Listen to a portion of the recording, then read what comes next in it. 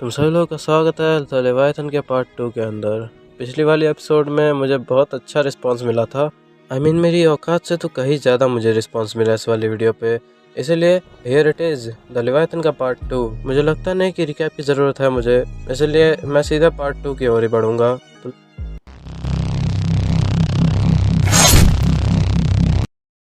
तो last time हम लोगों ने देखा था बोटा और रीटा सारे लेविएथन्स के बीच में फंस गए होते हैं। भाई बोटा को यहाँ पर टियोनमा दिखने लगा था, लेकिन अचानक से किसी कैरेक्टर ने इन सारे लेविएथन्स के ऊपर हार्पून शूट करना शुरू कर दिया था और ये सारे लेविएथन्स वहीं के वहीं ढेर हो जाते हैं।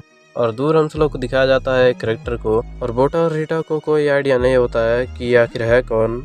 सभी लेविएथन्स भी इस नए कैरेक्टर को देखते हैं और फिर उसके ओर जोर से रश करने लगते हैं।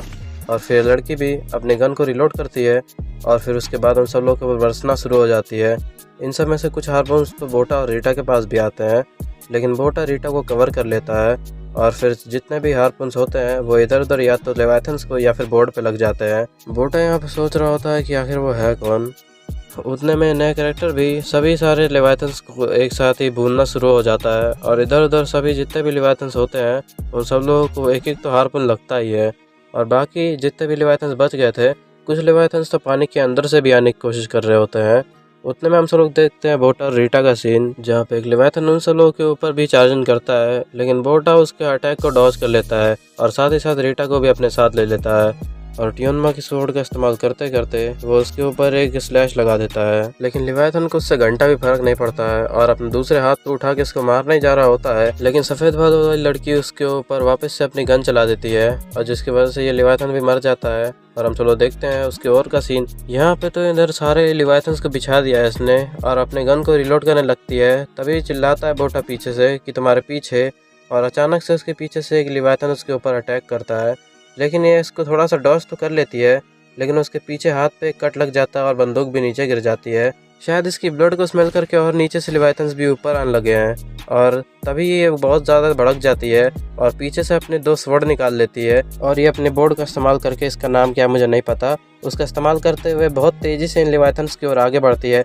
और हम सब लोगों को देखने को मिलता है अभी तक का सबसे बेस्ट पैनल, ओ हो। और फिर उसके बाद ये लेविएथन्स को बिल्कुल कसाई की तरह काटना शुरू कर देती है और फिर एक और बहुत ही ज़्यादा सेक्सी मूव देखने को मिलता है हम सब लोगों को दूसरी बार।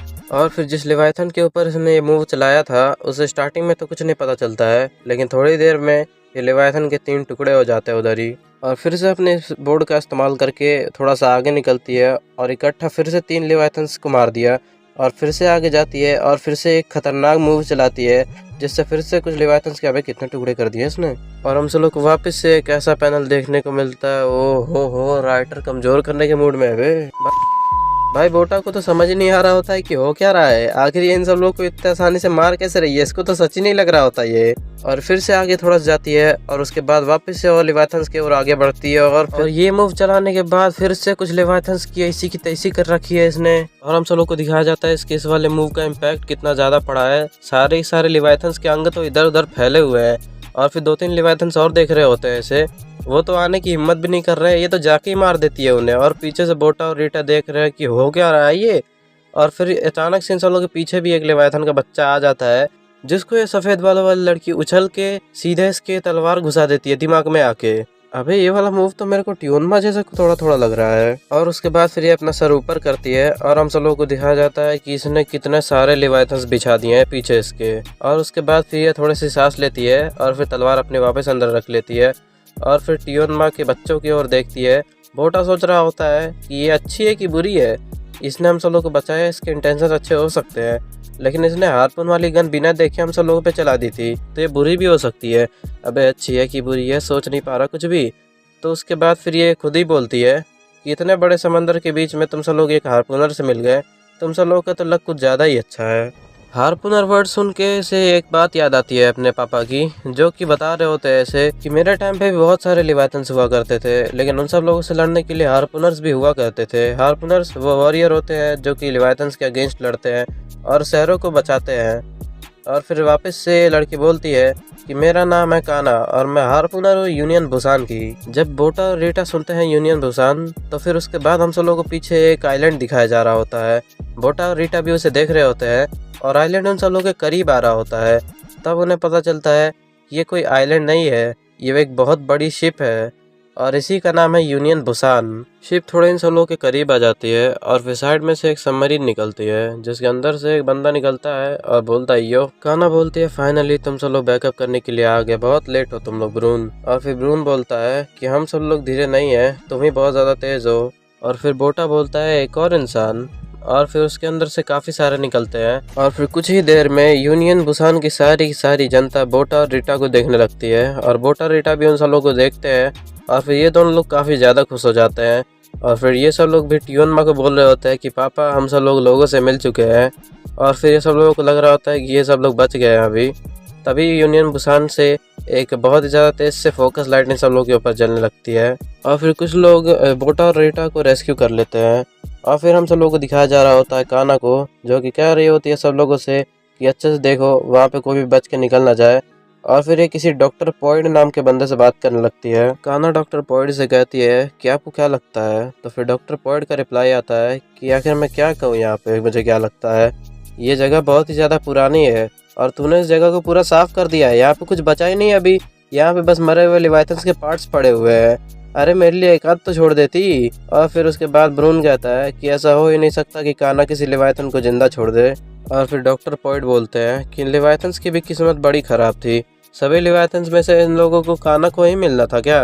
और फिर डॉक्टर पॉइड देखता है कि सभी अंडे बहुत ही ज़्यादा डिस्ट्रॉय हो चुके हैं और फिर वो कह रहा होता है कि अगर ये सारे अंडे हैच हो गए होते तो फिर यहाँ पर डिजास्टर आ गया होता। फिर काना से पूछता है कि तुमने इसे डिस्ट्रॉय किया है, तो फिर काना कहती है कि नहीं मैंने तो डिस्ट्रॉय नहीं किया है इन सबको। और उसके बाद फिर ब्रून बोलता है कि मैंने इतने ज़्यादा भद्दी शक्ल का लिवाइथन तो आज तक कभी ज़िंदगी में नहीं देखा है। और उसके बाद फिर एक बंदा डॉक्टर पॉइड को बुलाता है और उसके बाद कहता है कि आप इस वाले को एक बार देख लो आके।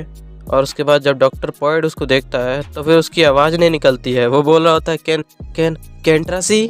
और फिर उसको पता चलता है कि यहाँ पे कैंट्रासी को ही बिछा दिया है किसी ने। और फिर डॉक्टर पॉइड बताता है कि ये 160 मीटर लंबा एक कोलेसल है। और फिर ब्रून बता रहा होता है कैंट्रासी के बारे में कि ये एक वन ऑफ द 7 डेविल्स में से एक है। फिर डॉक्टर पॉइड बता रहा होता है कि ये पक्का कैंट्रासी ही है, हालांकि पिछली बार जो हम सब लोग को रिपोर्ट मिली थी ये उससे तो काफ़ी ज़्यादा बड़ा कॉर्प है। और फिर एक काना से पूछता है कि क्या तुमने भी इसको अपने अकेले ही हरा दिया। फिर काना बोल रही होती कि नहीं, इसको तो मैंने भी नहीं हराया है। तभी काना की नज़र जाती है लेवाइथन के अंदर घुसी हुई टियोन माँ की स्वॉर्ड के ऊपर और उसके बाद कुछ तो नोटिस करती है वो। और उसके बाद फिर देखती है बोटा और रीटा को, जिन सब लोगों का इंटरव्यू चल रहा होता है। जो बंदा इन सब लोगों का इंटरव्यू ले रहा होता है वो कहता है बोटा और रीटा तुम सब लोग का यही नाम है ना। और फिर पूछता है इन लोगों से कि आखिर तुम सब लोग समंदर के अंदर कब से गायब हो, 1 साल 2 साल। तो फिर बोटा बताता है शायद से हम सब लोग 10 साल से गायब हैं। और उसके बाद फिर ये बंदा शौक हो जाता है, कहता है 10 साल से तुम सब लोग इस समंदर के अंदर हांड रहे हो, आखिर तुम सब लोग कर क्या रहे थे, तुम सब लोग को तो बहुत कुछ झेलना पड़ा होगा। और फिर ये सब लोग उससे मजाक में कहने लगता है कि तुम्हें क्या लगा कि मैं तुम सब लोग के सामने ऐसे एक्ट करूंगा। फिर रीटा गुस्सा हो जाती है इसके ऊपर, कहती है बोटा सब कुछ सही बोल रहा है, समझ गया। और उसके बाद फिर ये बंदा भी गुस्सा हो जाता है उसके ऊपर और कहता है कि आखिर तुम सब लोग समझते क्या हो मेरे को। और फिर रीटा भी बोल देती है ऐसे कि एक लो लेवल का गवर्नमेंट ऑफिसर। अभी एक बच्चे के मुंह से ये बात सुनकर तो भाई बहुत गंदी जली है इसकी। और उसके बाद फिर बोटा बोल रहा होता है कि इतने सालों से हम सब लोग के पापा हम सब लोग के साथ थे और हम सब लोग का ख्याल रखते थे, और उसके बाद फिर अब वो नहीं रहे। और फिर बोटा ऐसे बोलते बोलते इमोशनल भी हो जाता है थोड़ा सा। और फिर ये बंदा अबे तो इसे तो कुछ परवाह ही नहीं है, कहता है कि अच्छा हाँ बस तुम लोग ही हो, चलो ठीक है, मेरा नाम है किहोली और मैं हूँ रेफ्यूजी डिपार्टमेंट का इंचार्ज, आज से मैं तुम सब लोग का ख्याल रखने वाला हूँ, अगर तुम सब लोग को कोई सवाल पूछना है तो तुम सब लोग मुझसे पूछ सकते हो। और उसके बाद फिर ये देखता है रीटा को जो कि इसे चिढ़ा रही होती है और फिर बोटा इसकी मुंडी इधर पकड़ करता है कि भाई चुप रहे यार क्या कर रही है। और फिर उसके बाद फिर ये हारपूनर्स को देखने लगता है और फिर कीहोली इन लोगों को बताता है कि वो सब लोग हारपूनर्स है। और उसके बाद फिर बोटा बोलता है कि ये सारे ही लोग हारपूनर्स है, वही लोग ना जो लेवाइथन से लड़ते हैं और लोगों को बचाते हैं। और उसके बाद फिर बोटा को याद आता है कि इसके पापा भी बोल रहे होते हैं कि लिवाइथन्स के बारे में और अपना टैटू भी दिखा रहे होते हैं। तो फिर बोटा को पता चलता है कि वो कोई कहानी नहीं बना रहे थे, ये सच में था। और फिर उसके बाद उनके हाथ का टैटू भी याद करता है वो, और फिर जो काना के हाथ पे उसने टैटू देखा था वो भी याद करता है। और उतने में कीहोली उसे बताता है। फिर वापस से सीन शिफ्ट होता प्रेजेंट के अंदर। काना बता रही होती है कि मैंने वो दावत अपने आंखों से देखी थी, ह्यूमन हम सब लोगों के लिए बस एक तैरते हुए चारे की तरह है। फिर ब्रून बोलता है लगता है यही वजह है जिस वजह से काना उन्हें बहुत ज़्यादा हेट करती है। फिर सीन शिफ्ट होता है वापस से अपने पंटर लोगों की ओर और किहोली के ऊपर। किहोली इन दोनों को बताता है कि हम सब लोग मेन एंट्रेंस पे पहुंच चुके हैं यूनियन बुसान के। अंदर जाने के बाद किहोली इन सब लोगों से बोल रहा होता है कि अपने पैरों को बचा के आना, क्योंकि यहाँ पे तुम सब लोगों को चोट लग सकती है। और फिर एक और वर्कर रीटा और बोटा को उन दोनों लोगों का सामान दे देता है जो बच गया था। किहोली इन सब लोगों को बता रहा होता है कि अभी तुम सब लोग यहाँ पे डिपार्टमेंट के दिए हुए घर पे रह सकते हो, लेकिन तुम सब लोगों को ज़्यादा टाइम तक वो मिलेगा नहीं। लेकिन ये सब लोग तो इतने में काफ़ी ज़्यादा खुश हो जाते हैं और इन सब लोग तो विश्वास ही नहीं हो रहा होता है कि ये लोग इन्हें यहाँ पे रहने देंगे। और उसके बाद फिर किहोली इन सब लोगों की फटीचर हालत देख के थोड़ा सा बोलता है कि तुम सब लोगों को शूज़ ले लेना चाहिए। और फिर कहता है कि यार यार मेरे का तो वर्किंग आवर्स भी कंप्लीट हो रहा है। और उसके बाद कहता है कि चलो मैं तुम सब लोग को मार्केट की ओर ले चलता हूँ। तो फिर बोटा और रीटा कहते हैं मार्केट, अबे वो क्या होता है। और फिर कियोली इन सब लोगों से कहता है कि तुम सब लोग को पता चल जाएगा जब तुम सब लोग वहाँ पे पहुँचोगे। और फिर ये सब लोग जब रास्ते में चल रहे होते हैं तो फिर रीटा कहती है बोटा को देखने के लिए कि हम सब लोग शिप के ऊपर हैं लेकिन ये भी हिल नहीं रही है।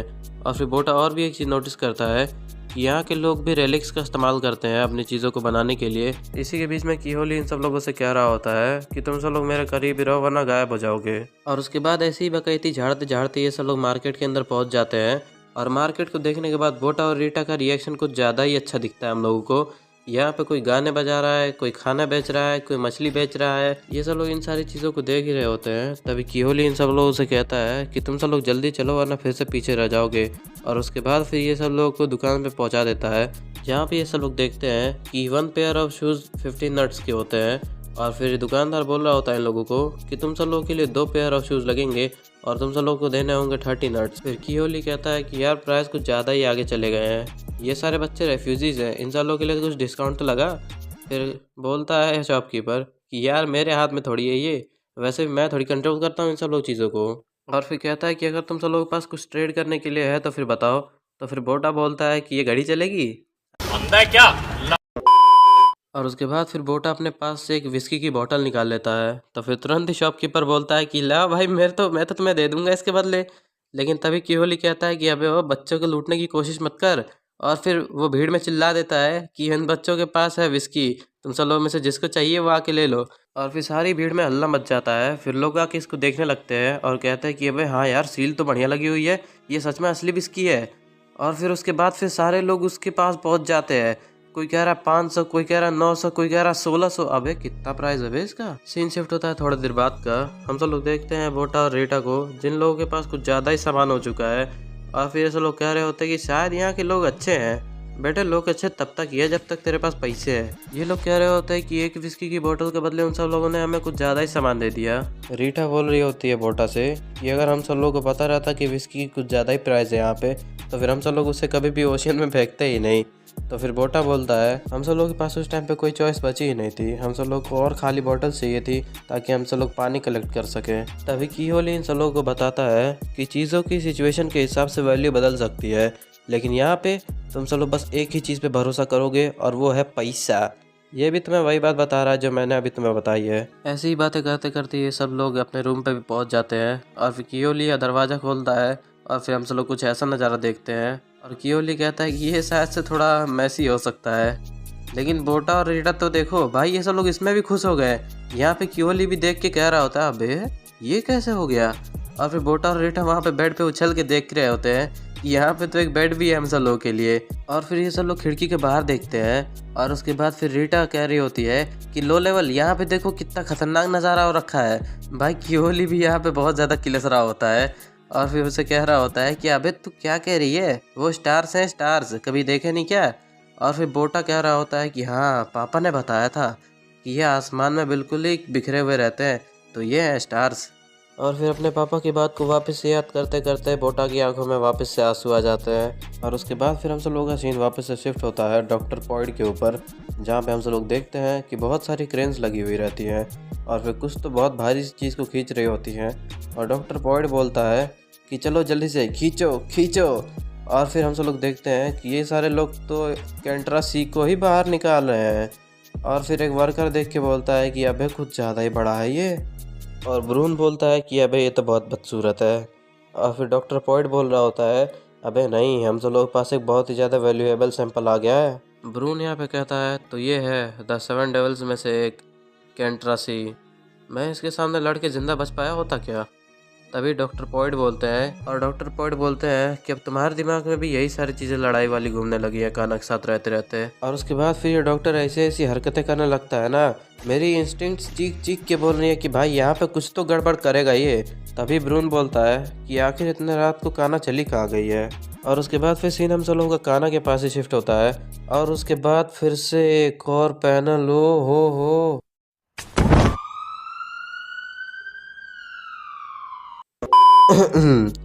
तो मैं कह रहा था कि काना कहीं तो आई हुई है किसी एक बंदे के पास जिसका नाम है स्टिंग, और उससे पूछती है कि काम कैसा हुआ। और फिर स्टिंग कहता है कि चलो मैं सीधे काम की बात पे आता हूँ, हाँ ये असली वेपन है। और बताता है कि हाँ ये रियल स्वॉर्ड ऑफ मैसेकर है। तो फिर काना उसे अपने हाथ में उठा के बोलती है कि अगर ये रियल स्वॉर्ड ऑफ मैसेकर है तो फिर ये पक्का उसी इंसान की होगी।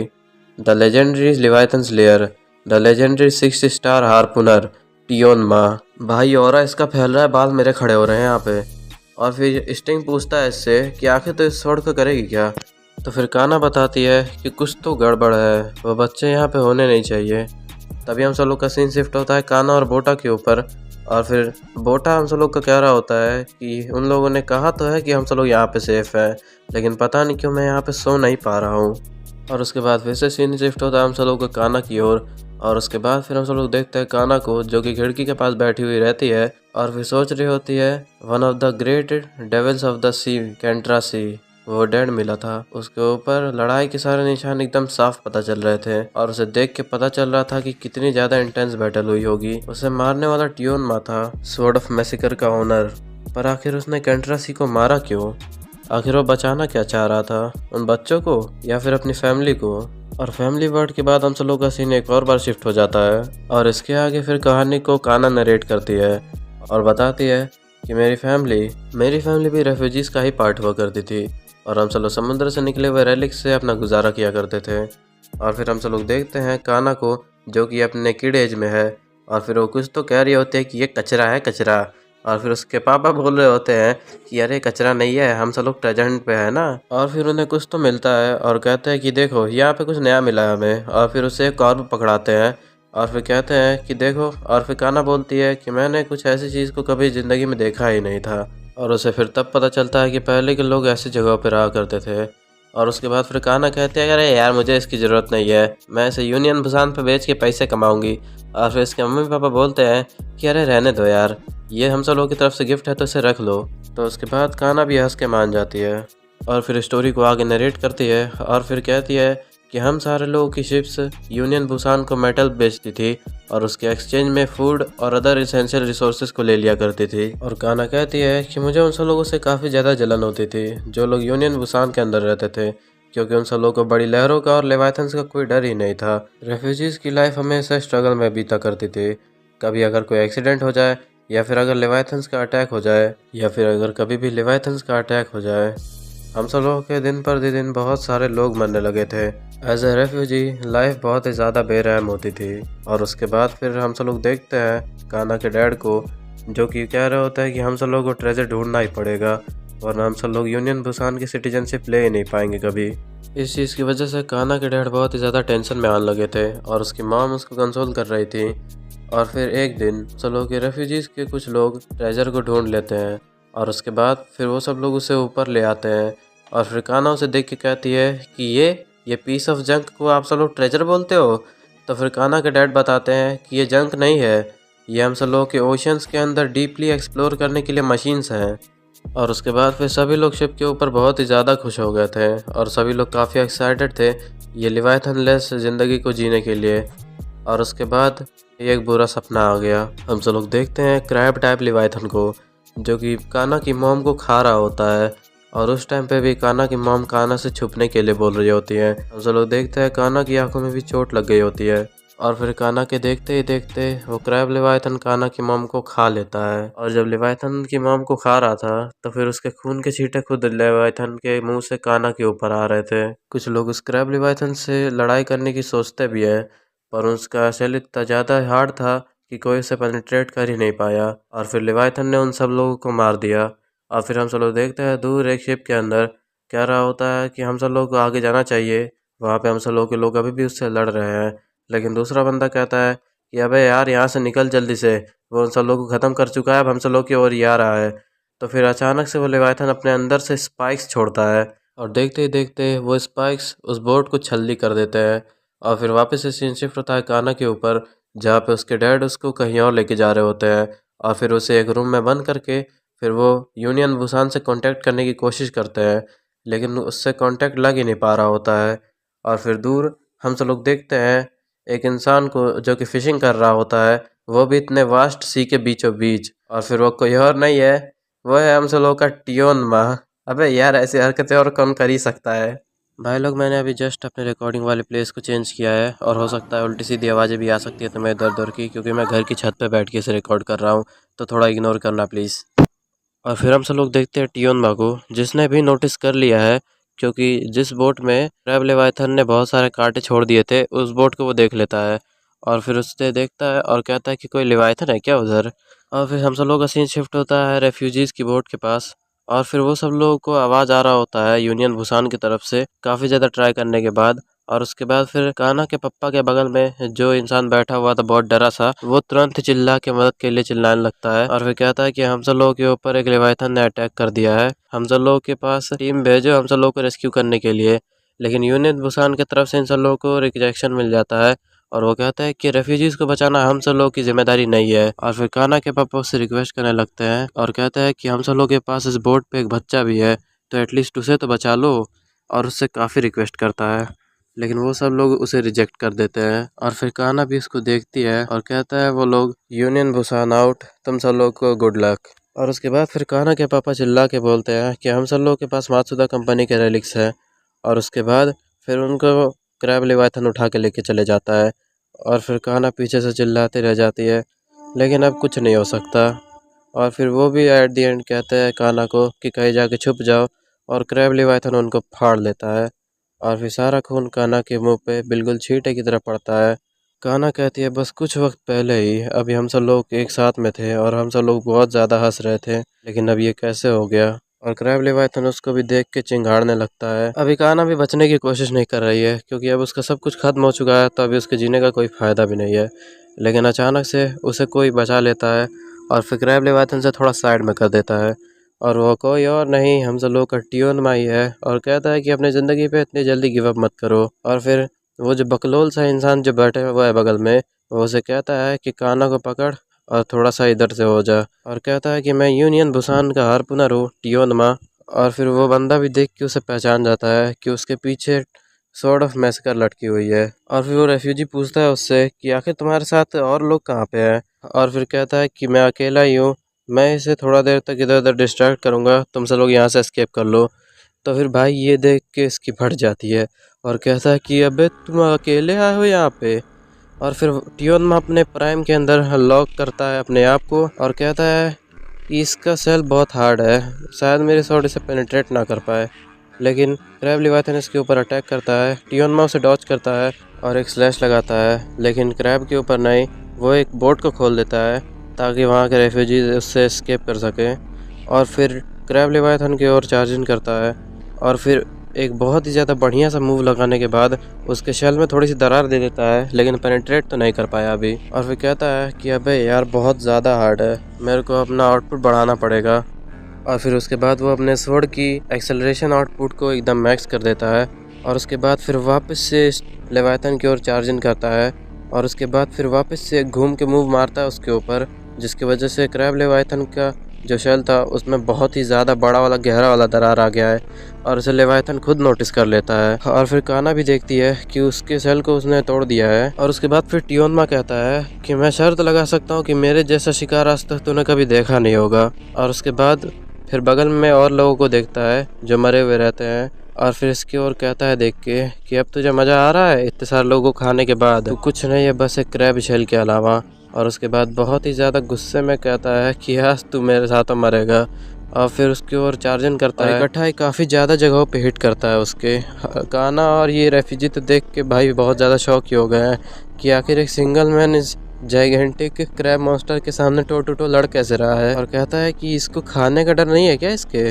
और फिर टियोनमा की ओर आए तो फिर वो देखता है कि अब क्रैब लेवाइथन को डैमेज होना शुरू हो गया है और उसके बाद फिर से सामने से ही उसको चार्जिंग करता है और वापस से एक बहुत ही ज्यादा खूबसूरत सा मूव देखने को मिलता है हमको। काना इस चीज को देख के एकदम सदमे में पहुंच चुकी है। एक ऐसा हंटर जो कि शिकारी का ही शिकार कर लेता है। द लेवाइथन स्लेयर टियोनमा, भाई इसका ऑरा तो भाई नेक्स्ट लेवल ही है। और उसके बाद टियोनमा उसके ऊपर वही वाला मूव चला देता है जो काना ने एक बार एक लेवाइथन के ऊपर चलाया था, जिसकी मदद से उसके हाथ के कहीं ज़्यादा टुकड़े कर देता है। और उसके बाद फिर ये क्रैब लेवाइथन में बहुत ज़्यादा चिल्लाने लगता है। और उसके बाद फिर टियोनमा अपने स्वॉर्ड के अंदर के गैस कैप्सूल को बदलने लगता है और कहता है कि ये मेरा लास्ट है, मुझे इसको जल्दी से जल्दी फिनिश करना पड़ेगा। और एक बहुत ही बड़ा मेटल का पीस काना और इस डरपोक वाले रेफ्यूजी की ओर फेंक देता है और ये बहुत ही ज़्यादा तेज़ से जाके भिड़ता है उसके अंदर। टियोनमा कहता है कि अबे तू मरा अब यहाँ पे। और फिर से हम सब लोग का सीन शिफ्ट होता है काना के और इस डरपोक लेंडी इंसान की ओर, जहाँ पे काना पूरे मार्बल्स के अंदर दब गई है और उससे मदद के लिए कह रही है, क्योंकि काना के पैर मार्बल के अंदर बहुत ही ज़्यादा दब चुके हैं। लेकिन ये डरपोक डर के भाग जाता है दूर। और उसके बाद हम सब लोग का सीन शिफ्ट होता है अगेन। हम सब लोग देखते हैं टियोनमा और स्क्रैब लेवाइथन को, जिन लोगों की फाइट अभी अच्छे से चल रही होती है, लेकिन अचानक से ये लेवाइथन रुक जाता है लड़ाई करना। और फिर टियोनमा भी ये नोटिस कर लेता है और उसे पता चल जाता है कि आखिर होने क्या वाला है। और वहाँ पे पीछे से वो फट्टू रेफ्यूजी भाग रहा होता है। तभी उसे कहता है कि सब लोग झुक जाओ, अभी बहुत खतरनाक चीज़ है ये। और फिर ये अपने अंदर से वही कांटे वाला अटैक करता है जो उसने बोट की ओर किया था, और इससे भाई ये सब लोगों को पेनिट्रेट करके एकदम पीछे ही धकेल देता है। यहाँ पर टियोनमा के पैर में तो एक घुस भी गया है पूरा, और उसके साइड वाले एक हाथ में भी घुस गया है। यहाँ लेवाइथन अभी भी नहीं छोड़ता इसे, ये अपने क्लॉस से उसको तो काटने ही वाला होता है बीच में से, लेकिन टियोनमा अपने बॉडी का रिफ्लेक्सेस का इस्तेमाल करते हुए उठ जाता है ऊपर की ओर, और फिर अपने पैर से जो कांटा निकाला था वो इसके अंदर ही घुसा देता है। और फिर अपनी प्योर स्ट्रेंथ का शो ऑफ करते हुए ये अपने हाथ को खींच के बीच में से फाड़ के इस कांटे से अलग कर लेता है, और जिससे एक्सेलरेशन मिलती है। और फिर ये घूम के उसकी ओर एक वापस से मूव चला देता है, जिससे क्रैब लेवाइथन की भी ऐसी की तैसी हो जाती है। और उसके बाद फिर फुल रेज वाले मोड में ये इसकी ओर इधर पागलों की तरह मारने लगता है, लेकिन क्रैब लेवाइथन इसको पकड़ लेता है और एक और घुसंट में दूर की ओर फेंक देता है। अभी टियोनमा की हालत ख़राब हो चुकी है, वो भाई बेयरली ही स्टैंड हो पा रहा है। और फिर एक क्रैब लेवाइथन की भी हालत ख़राब ही है, लेकिन तभी सूरज बाहर आ जाता है और उसके बाद फिर ये लेवाइथन भी जलना शुरू हो जाता है, जिसी की वजह से ये लेवाइथन चुपचाप से पानी के अंदर छपको मार लेता है। लेवाइथन जैसे ही पानी के अंदर जाता है, टियोनमा भी अपने घुटनों पे आ जाता है और उसके बाद फिर कहता है कि लेवाइथन कितना भी बड़ा हो, वो सूरज की रोशनी से नफरत तो करता ही है। और उसके बाद फिर टियोनमा काना को नोटिस करता है और उसके बाद फिर जाता है और अपनी रॉ स्ट्रेंथ से ही बस इतने बड़े से लोहे के पीस को उठा देता है। अबे कितनी स्ट्रेंथ है इसकी। और उसके बाद फिर रीटा उससे पूछती है कि तुमने लेवाइथन को मार दिया है क्या, लेकिन टियोनमा कहता है कि मैंने उसे मारा नहीं है, वो उसका पेट भर गया था और सूरज भी बाहर आ गया था, इसलिए वो चले गया। और फिर उससे पूछती है कि क्या वापस आएगा, तो फिर टियोनमा कहता है अरे यार मेरे को श्योर नहीं है, लेकिन तुम्हें खुश होना चाहिए, तुम वापस से सूरज देख पा रही हो। फिर खाना टियोनमा से कहती है कि मैं खुश हो ही नहीं सकती, मेरे मम्मी पापा को उसने खा लिया है, अब मेरे ज़िंदा रहने का कोई मकसद बचा ही नहीं है। फिर टियोनमा भी कहता है कि हाँ ये मुश्किल तो होगा। और फिर काना आगे से स्टोरी को नरेट करती है और फिर कहती है, काना बताती है कि जैसे ही सूरज निकला, यूनियन बुसान की सारी शिप्स हम सब लोगों के रेफ्यूजीज़ के शिप के पास आ गई। वो हम सब लोगों को बचाने के लिए नहीं आए थे, वो सब लोग आए थे रेलिक्स को रिट्रीव करने के लिए। मुझे रेलिक्स के बदले वो यूनियन बुसान की फुल सिटीजनशिप मिल गई, हालांकि मैंने अपने फैमिली को खो दिया था। और फिर हम सब लोग देख रहे होते हैं किसी कमांडर को जो कि काना को कॉन्ग्रेचुलेट कर रहा होता है यूनियन बुसान के ऊपर फुल सिटीजनशिप के लिए। और उसके बाद फिर सीन शिफ्ट होता है, हम सब लोग देखते हैं यूनियन बुसान की पब्लिक में ये बात फैल गई थी कि किसी यूनियन बुसान के हार्पूनर ने क्रैब लेवाइथन को मार दिया है। और काना यही बातों को सुन रही होती है और कह रही होती है कि कोई भी मरे हुए लोगों के बारे में बात कर ही नहीं रहा था, इन सब लोगों के लिए रेफ्यूजी वर्ड तो एग्जिस्ट ही नहीं करता है। और उसके बाद फिर काना जाती है और वहाँ पे वो तीन ऑफिसर्स को देखती है जो कि बात कर रहे होते हैं कल के इंसिडेंट के बारे में। और हम सब लोग को उन सब लोगों की बातों से पता चलता है कि ये वो हरामी इंसान था जिसने मना किया था यूनियन बुसान की तरफ से रेफ्यूजीज़ को बचाने के लिए हार्पूनर्स भेजने के लिए। और उसके बाद फिर काना इनकी बातों को सुन के बहुत ज़्यादा गुस्से में आ जाती है और फिर यहाँ पे एक कांच की बोतल तोड़ के उन सब लोगों को मारने के लिए पहुँच जाती है। और उसके बाद फिर वो उन ऑफिसर से बोलने लगती है, तुम ही लोग थे जिन लोगों ने रेफ्यूजी फ्लीट को बचाने से इनकार कर दिया था। और उसके बाद फिर ये ऑफिसर काना को मॉक करने लगता है और उसके बाद कहने लगता है कि हाँ मैं ही था, तो आगे तुम कर क्या लोगी। और उसके बाद फिर कहता है कि तुम्हें आखिर लग कैसा रहा है अपने माँ बाप की ज़िंदगी देख के यूनियन बुसान की फुल सिटीजनशिप लेके। ये बात सुनने के बाद कान्हा भड़क जाती है एकदम, और उसके बाद फिर इसके पेट में वो बोतल ही घुसाने वाली थी, लेकिन तभी ये हार्पूनर कान्हा को एक उल्टे हाथ के सपेटे में किनारे कर देता है। और उसके बाद फिर कहता है कि तुमने हम सब लोग के अगेंस्ट ऑफेंस करने की कोशिश की है, तो इसी वजह से मैं तुम्हें गिरफ्तार करता हूँ। और फिर उसके हाथ में हैंडकफ पहना देता है। और उसके बाद कहता है कि बेटा हम सब लोग ही यहाँ पे लॉ है, समझ गए, तो फिर हम सब लोग से नीचे रहना ही पड़ेगा तुम्हें। और फिर कान्हा इन तीनों ऑफिसर्स को बोलती है कि तुम सब लोग लॉ की बात करते हो, जब हम सब लोगों ने मदद मांगी तुम सब लोगों ने मदद करने से मना कर दिया। और उसके बाद फिर किसी और की चीज़ों को तुम सब लोगों ने हड़प लिया, और फिर तुम सब लोग लॉ की बात करते हो, तुम सब लोग बस डरपोक हो। और उसके बाद ये बातें सुन के ऑफिसर इसके ऊपर भड़क जाता है। और फिर ये तीनों तीनों ऑफिसर्स, एक सेकंड ऑफिसर्स नहीं बोलूँगा, अब से मैं बोलूँगा इन्हें गे। अबे ओ, तो इन सब लोग को ऐसे गे नहीं बुला सकता, हिजड़ा बोल हिजड़ा। और उसके बाद फिर ये तीनों हिजड़े इसे मिल के मारने लगते हैं। और उसके बाद फिर अचानक से कोई इन सब लोग के पीछे आता है, और उनमें से एक का हाथ पकड़ के एक ऐसी स्विंग मारता है जिससे ये तीनों के तीनों एक साथ उड़ जाते हैं। और फिर उसके बाद कहता है कि आखिर तुम सब लोग क्या कर रहे हो एक इंजर्ड पर्सन के साथ हिजड़ो, और कोई और नहीं, ये तो अपना टियोन माई है। और उसके बाद फिर एक ऑफिसर बोलने लगता है कि आखिर तो हम सब लोग के ऊपर ऐसा अटैक कैसे कर सकता है, हम सब लोग तो दोस्त है ना। अबे दोस्त कहते हो तुम सब लोग ऐसे ड्यूटी कर रहे हो अपनी। और फिर कहता है कि तुम सब लोगों को पता है ना कि क्या होता है जब एक हार्पूनर अपना लॉ तोड़ता है। और उसके बाद फिर ये अपना ऑरा रिलीज करने लगता है, जिससे इन तीनों की तीनों ऑफिसर की फट जाती है। और उसके बाद फिर ये सब लोग चले जाते हैं कहते हुए कि चल यार हम सब लोग की औकात से बाहर है वो। और फिर इन तीनों हिजड़ों के जाने के बाद फिर टियोन माँ कान्हा को उठाता है और उससे पूछता है कि तुम ठीक हो। और फिर कान्हा भी कहते हैं कि हाँ। और उसके बाद फिर हम सब लोगों को इन दोनों की एक कन्वर्सेशन दिखाई जाती है, जहाँ पे कह रहा होता है टियोन माँ कि यहाँ पे अगर तुम्हें सरवाइव करना है फिर तुमको स्ट्रांग बनना पड़ेगा, क्योंकि यहाँ पे वीक डिवावर कर लिए जाते हैं। ये जगह रेफ्यूजीज के फ्लीट के से कम नहीं है। तो फिर कान्हा टियोन माँ से ही पूछती है कि मैं एक हार्पूनर कैसे बन सकती हूँ। तो फिर टियोन माँ कहता है तुम्हें हार्पूनर बनना है।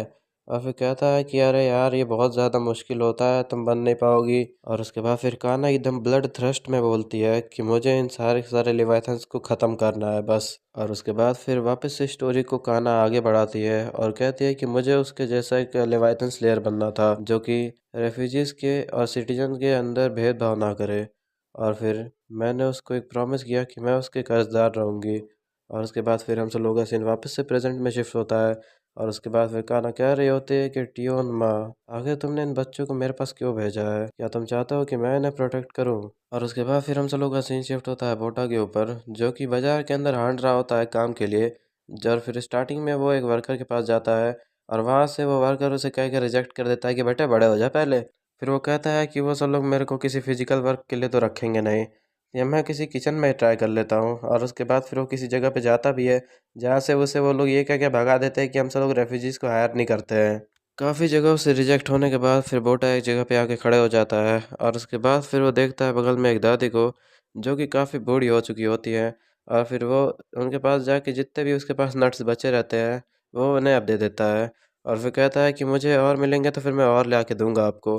और फिर वो दादी भी उसको कहती है कि तुम बहुत अच्छे बच्चे हो, और फिर उसको कुछ सीड्स देती हैं और कहती हैं कि ये सीड्स होप को रिप्रेजेंट करते हैं। फिर बोटा भी खुशी खुशी उन सीड्स को अपने घर पे लेते आता है। और उसके बाद फिर वो आके चेक करता है, तो फिर उसे पता चलता है कि हम सब लोगों ने अपने आधे पैसे ख़त्म कर दिया और एक वीक भी हो चुका है। और उसके बाद फिर उसे कियोली की एक बात याद आती है, जो कि कह रहा होता है बेटा तुम्हें यहाँ पे टैक्स भरना पड़ता है रहने के लिए, और अगर तुमने नहीं भरा तो फिर तुम्हें यहाँ से लत मार के भगा देंगे ये लोग। और उसके बाद फिर बोटा कहता है कि अबे मुझे कोई हायर ही नहीं कर रहा, मैं पैसे दूंगा कैसे तुम लोगों को। और उसके बाद फिर इसके घर पे किहोली आता है, और फिर उससे पूछता है कि तुम्हें जॉब मिले। तो फिर कहता है बोटा कि नहीं यार, सब लोगों ने भगा दिया मुझे वहाँ से। और उसके बाद फिर कहता है कि लगता है मेरे को अपनी पहुँच का इस्तेमाल करना पड़ेगा। और उसके बाद फिर कहता है कि बोटा, ये काम थोड़ा सा बहुत ज़्यादा मेहनत वाला हो सकता है, तो फिर तुम तैयार हो। तो फिर बोटा भी एक्साइटमेंट में बोल देता है कि चलो यार ठीक है कर लूँगा। और फिर की होली उसको बेसमेंट प्लम्बर रूम के अंदर लेते आता है, और उसके बाद वहाँ के हेड से उसको दिखा रहा होता है। और फिर हेड पढ़ता है उसके रेज्यूमे को, जिसमें लिखा हुआ रहता है कि स्ट्रॉन्ग और टॉप लेवल का यंग मैन, और फिर जब वो उसे असल में देखता है तो फिर कहता है, पे तुम मेरे को ये बच्चा मेरे सर बांधना चाह रहा है। फिर उसके बाद पीछे से किहोली उसे इशारा करता है कि अबे बात नहीं बन रही है। फिर बोटा एकदम कस के फ्लेक्स करने लगता है। और उसके बाद फिर बर्गर अपनी बॉडी दिखाता है, अबे ये देख कैसी होती है बॉडी। अबे छोड़ यार, किसे ही बता रहा हूँ मैं। उसके बाद फिर हेड बोलता है कि चल यार ठीक है, एक दिन के लिए रख लूंगा, मैं देखता हूँ इसे। और उसके बाद फिर किहोली कहता है कि बोटा एकदम मन लगा के काम करिए। और जाते वक्त इसको बताता है कि मेरी एक बात को तुम ध्यान से सुन लो। याद रखना कि यूनियन भूसान तुम्हें लिवाइथन से और तूफानों से बचा सकती है, लेकिन गरीबी और बीमारी से तुम्हें खुद ही बचना पड़ेगा। भाई कीहोली तो भाई मेरे को बहुत अच्छा कैरेक्टर लगा। भले इसने कोई भी पैसे से मदद नहीं की है बोटा की, लेकिन इसने नॉलेज के मामले में भाई बहुत कुछ सिखा दिया अभी बोटा को। फिर से अभी यहाँ पे प्लम्बर का हेड पीछे से चिल्लाता है कि भाई बच्चे काम पे चल ले। और उसके बाद फिर हम सब लोग देखते हैं बोटा को काम करते हुए, जो कि छोटी मोटी गलतियां तो करता ही है, भाई भूत बन गया पीछे ये। और उसके बाद फिर एक वर्कर बता रहा होता है कि चीफ, हम सब लोग के पाइप्स ये ब्लूप्रिंट से मैच नहीं हो रहे हैं, कुछ तो गड़बड़ है। और उसके बाद फिर हम सब लोग देख रहे होते हैं बोटा को, जो कि यहाँ पे अपने आप को साफ कर रहा होता है। और फिर चीफ बताते हैं हम लोगों को कि यूनियन बुसान जो बोट है वो 100 ईयर्स से भी ज़्यादा से फ्लोट कर रही है। और उसके बाद बोटा जब उनके शौक हो जाता है कि 100 साल हो गए भाई इसे। हम सब लोग के जो चीफ है हु वो लोंग, इनसे मुझे बहुत कुछ जानने को मिल सकता है क्योंकि इनके पास 40 साल का प्लम्बिंग एक्सपीरियंस है। बोटा चीफ से पूछता है कि आखिर इस शिप को बनाया किसने था। तो उसके बाद फिर चीफ हम सब लोग को पुरानी स्टोरी बताते हैं। वो बताते हैं कि हम सब लोग की मून के ऊपर बहुत सालों पहले बहुत सारे कॉमेट्स टकराए थे, जिसकी वजह से अर्थ के ऊपर पूरे 70 सालों तक लगातार बारिश हुई थी, जिस वजह से बहुत ही ज़्यादा सी लेवल बढ़ गया था। और उसके बाद फिर लोग बड़ी बड़ी शिप्स को एक साथ जोड़ने लग गए थे। और उसके बाद फिर काफ़ी टाइम बाद उसका नाम हुआ यूनियन बुसान। और फिर बगल में एक वर्कर बताता है कि ये वाली जो बोट है ये हम सब लोग की चीफ से भी ज़्यादा पुरानी है। यूनियन बुसान असल में इन सब लोगों की मेहनत और डेडिकेशन की वजह से आज भी फ्लोट कर रही है। इसलिए बोटा भी थोड़ा सा मोटिवेट होता है और लग जाता है एकदम मेहनत से काम करने के लिए। लेकिन उसी में मेहनत में भंग डालने के लिए अचानक से बोटा के पीछे पता नहीं कौन सी पाइप फटती है। और फिर एक वर्कर बताता है कि जो पाइप नंबर 3 है वो बहुत ही ज़्यादा जाम हो चुकी है, जिसकी वजह से वो ओवरफ्लो कर रही है और पाइप्स फट रही हैं। और उसके बाद फिर कहता है चीफ कि अबे बकलोल, तो फिर कर क्या रहा है, जल्दी से उसे खोल ना। तो फिर कहता है वर्कर कि नहीं, हम सब लोग नहीं पहुंच सकते वहाँ पे, वहाँ तक पहुंचने के लिए हम सब लोग को बहुत सारी पाइप्स को काटना पड़ जाएगा। और उसके बाद फिर कहता है कि अबे फिर ये डिजाइन किसने किया था। तभी अचानक से उन सब लोगों के साइड में एक और पाइप फट जाती है, जिसकी मदद से ये सारे ही लोग बह जाते हैं दूसरी ओर। तो उसके बाद फिर चीफ बोलता है कि बस अब हम सारे ये लोग खुद चुके हैं। और उसके बाद फिर हम सब लोग का सीन शिफ्ट होता है प्यारी रीटा के ऊपर, जो कि अभी पौधों को पानी डाल रही होती है जो बोटा ले आया था। तभी अचानक से उसके डोर पे नॉक नॉक होती है। और उसके बाद फिर वो जाके देखती है, तो फिर उसे लगता है कि उसका भाई है, लेकिन अबे ये कौन है बे। अरे ये तो वही तीन हिजड़े हैं ना, जिनको ट्यून माँ ने बैकशॉट भरे थे धर धर के। तो फिर रीटा पूछती है इनसे कि आप कौन हो। तो फिर वो बताता है कि तुम्हारा नाम पक्का रीटा होगा, तुम अपनी माँ पे ही गई हो। और उसके बाद फिर कहता है कि मैं तुम्हारे पापा का बहुत पुराना दोस्त हूँ। और उसके बाद फिर हम सब लोग का सीन शिफ्ट होता है वापस से प्लम्बिंग एरिया पे, जहाँ पे चीफ बोल रहे होते हैं कि मेरे इक्विपमेंट्स ले आओ यार, मैं ही जा रहा हूँ उस पाइप के अंदर। उसके बाद फिर एक वर्कर बोलता है कि चीफ आप उधर फिट नहीं हो पाओगे, बहुत बड़ा है आपका शरीर यहाँ पे। तो फिर कह रहा होता है चीफ कि हाँ मैं पागल हो गया हूँ। फिर बोटा उधर देखता है और कहता है कि चलो फिर मैं ही जा रहा हूँ वहाँ पे। और उसके बाद फिर चीफ बोलता है कि बच्चे मजाक नहीं हो रहा, अभी थोड़ी देर साइड बैठ ले। फिर बोटा चुपचाप से वहाँ से कह के चल जाता है कि यहाँ पे मेरे जितना छोटा और कोई है भी नहीं, इसलिए मैं ही जाता हूँ। और ये बोलते हुए फिर पाइप में घुस भी जाता है। बोटा जब तैरते तैरते धीरे धीरे अंदर जा रहा होता है तब उसको एंट्रेंस मिलती है। और उसके बाद फिर वो जैसे ही उसमें से बाहर निकलता है तब वो देखता है कि यहाँ पे बहुत ही ज़्यादा पाइप्स हैं। और फिर हम सब लोग देखते हैं बाहर का सीन, जहाँ पे चीफ बोल रहे होते हैं कि अभी अपन लोग वहाँ पे करें क्या, हम सब लोग तो अंदर जा भी नहीं सकते उसे बचाने के लिए। तभी चीफ वहाँ पे कहता है सब लोगों को कि सब लोग मेरे पास में आओ। और उसके बाद फिर बोटा को एक पाइप के अंदर से वाइब्रेशन फील होने लगती है। तब उसके पास हो जाके जब उसे टच करता है तो ये पाइप बहुत ज़्यादा तेज़ से वाइब्रेट हो रखा होता है। और उसके बाद हम सब लोग देखते हैं बाहर का सीन, जहाँ पे चीफ और बाकी सारे वर्कर्स उस पाइप के ऊपर बहुत ज़ोर ज़ोर से हिट कर रहे होते हैं, ताकि बोटा को एक डायरेक्शन मिल सके कि कहाँ जाना है। और उसके बाद फिर बोटा भी ये समझ जाता है और फिर वो उस पाइप में घुस जाता है जो वाइब्रेट हो रहा था। और फिर जैसे ही वो अंदर जाता है तो फिर उसको मिलता है जो जाम वाला एरिया था, वहाँ पे बहुत सारे कचरा भरा हुआ है। और उसके बाद फिर वो उसे मार मार के वहाँ से निकाल देता है और फिर सारा पानी एक जगह की ओर खींचने लगता है। फिर बोटा भी उसी के साथ साथ ले भैया खिंच गया उसमें ही। फिर हम सब लोग बाहर का सीन देखते हैं, जहाँ पे सब लोग पता चल जाता है कि हाँ चलो पानी वापस से ड्रेन होने लगा है। चीफ बोलते हैं कि यार ये बच्चा तो कमाल का है एकदम, और उसके बाद फिर सभी लोग बोटा का इंतजार करने लगते हैं। तभी अचानक से चीफ को कुछ रियलाइज होता है, और उसके बाद फिर वो पूछता है कि टाइम कितना हो गया। तब वर्कर बताता है कि 8 मिनट हो चुके हैं, और ऐसे ही इंतजार करते करते 12 मिनट हो जाते हैं। और उसके बाद फिर हम सब लोग देखते हैं बोटा का सीन, जो कि खिंच गया था एक पाइप के अंदर, और फिर वो तैर के आ रहा होता है, और वो बहुत ही ज़्यादा दूर चले गया था, और उसकी धीरे धीरे सांस भी छूटने लगती है, और फिर वो एट दी एंड बेहोश हो जाता है वहाँ पे। और फिर हम सब लोग देखते हैं बाहर का सीन, जहाँ पे अभी पूरे 24 मिनट हो चुके हैं, और फिर चीफ बोलता है कि मुझे विश्वास नहीं हो रहा कि वो बच्चा मेरी वजह से मर गया। और उसके बाद फिर अचानक से आवाज़ आने लगती है, और बोटा वहाँ से पॉपअप होता है, और फिर सभी लोग हैरान हो जाते हैं कि अबे आधे घंटे हो चुके हैं ऑलमोस्ट, ये तब से पानी में ही था। भाई चीफ बहुत ही तेजी से एकदम बोटा को आके गले लगा लेता है, और उसके बाद फिर बोटा के अंदर जितना भी पानी अंदर गया रहता है भाई बोटा मुंह से बाहर निकाल देता है अपने। अबे यार ताकत तो बहुत है भाई बुड्ढे के अंदर, भले ही 40 साल का हो गया है। भाई मुझे लगा ना यहाँ पे कि अभी ये बुड्ढे के गले लगाने की वजह से ही मर जाएगा बोटा यहाँ पे। तो फिर चीफ पूछता है कि बोटा तुम्हें कोई एयर पॉकेट मिल गया था क्या वहाँ पे। तो फिर बोटा बताता है कि हाँ मुझे एक एयर पॉकेट मिल गया था और मैं बच गया उसी वजह से। तो फिर सभी लोग उसके पास खुशियाँ मनाने के लिए आ जाते हैं, और एक बंदा बोलता है कि मुझे लगता था कि तुम एक नंबर उठा लो, लेकिन तुम तो कमाल के निकले यार। तो फिर उसके बाद चीफ बोलता है कि चलो तो हम सब लोग की टीम में ऐड हो जाओ, हमें तुम सब लोग जैसे बंदे की ज़रूरत थी। और उसके बाद फिर बोटा कहता है कि पक्का मैं टीम में ऐड हो जाऊंगा। और उसके बाद फिर पीछे से एक बंदा बोलता है कि अरे हाँ बिल्कुल हो जाओगे, और वैसे भी माइकी मर गया था कुछ टाइम पहले ही डूब के। फिर सभी लोग इसको धर के पीटने लगते हैं, और कहते हैं कि तू पागल है क्या, बच्चा डरा देगा तू यहाँ पे।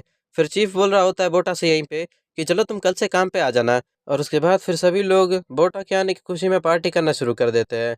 और उसके बाद फिर हम सब लोग देखते हैं बोटा का सीन, जो कि बिल्कुल खुशी खुशी अपने वर्क से जा रहा होता है। और फिर वो घर पे पहुंच के अपनी बहन को क्या देखता है कि एक सीट पे बैठी हुई है आराम से। बोटा रीटा से पूछता है कि आखिर हुआ क्या। रीटा चिल्ला के बोलती है बोटा से कि यहाँ से भाग जाए। तभी अचानक से वो ऑफिसर बोटा को पकड़ लेता है, और फिर उसे दूर फेंक देता है, और फिर बोलता है कि तुम्हारे पापा तो लेवाथन से लड़ते लड़ते ही मर गए। मुझे सुन के बड़ा बुरा लगा, क्योंकि मुझे उसे खुद अपने हाथों से मारना था। तुम्हारे पापा ने यूनियन बुसान से बहुत ज़्यादा बड़ी गद्दारी की थी। और उसके बाद कहता है कि welcome back children of theatre. चलो भाई लोग इस वाली वीडियो को मैं यहीं पे एंड करता हूँ। मुझे पता है कि इस वाली वीडियो में जितने एक्सपेक्टेड थे उतने चैप्टर मैंने कवर करे नहीं है, लेकिन मैं अगली वीडियो को इसका पार्ट 2 बनाने वाला हूँ। इसलिए तुम सब लोग चाहो तो इस चैनल को सब्सक्राइब करके इस जर्नी में मेरे साथ जुड़ सकते हो। तब तक के लिए बाय बाय।